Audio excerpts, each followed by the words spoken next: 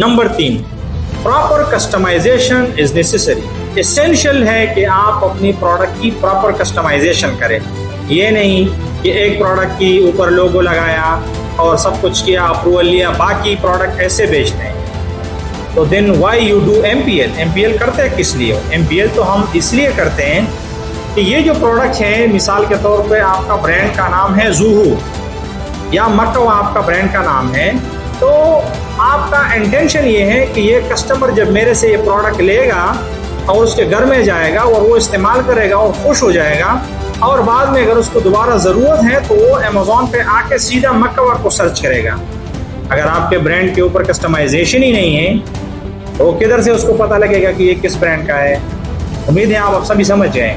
तो आपने हर यूनिट को प्रॉपर कस्टमाइज करना है, उसकी पैकेजिंग को भी, प्रोडक्ट को भी, तब ही इसको हम एक एमपीएल का नाम दे सकते हैं।